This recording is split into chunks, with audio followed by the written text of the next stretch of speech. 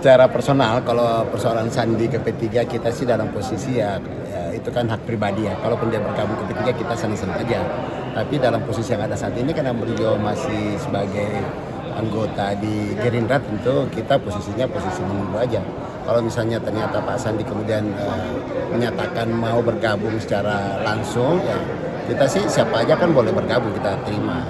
Apalagi kalau semacam sekali Pak Sandi ya pastilah kita terima. Tapi kita juga tetap menghargai posisi Pak Sandi sekarang ini masih sebagai kader Gerindra, jadi kita tidak dalam posisi mengajak gitu.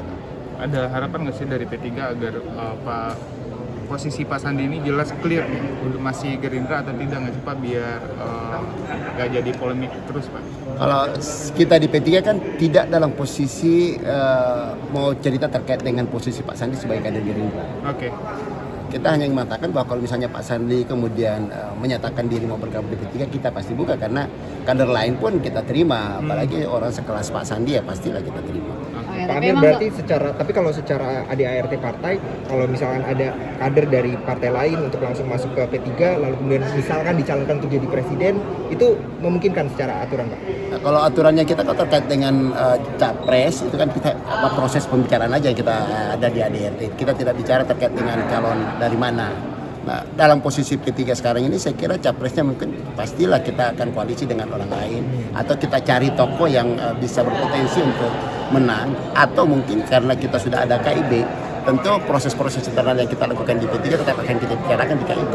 Artinya kalau kader yang dari partai lain lalu masuk ke P3, kalau tidak salah ada beberapa bulan dulu untuk bisa dicalonkan sebagai presiden gitu Pak ya? Kalau di P3 nggak ada dasar yang ngatur itu. Bisa jadi ketum juga nggak sih Pak Sandiaga? Kalau jadi ketum atau sekjen itu ada aturannya. Kan sekarang kan masih PLT Pak Mardiono. Iya, Itu PLT. mekanismenya seperti apa untuk pengukuhan ketum yang definitif gitu? Ya kita kemarin juga Pak Harso PLT mengantar ke pemilu kan. Jadi sebenarnya sih tidak ada masalah.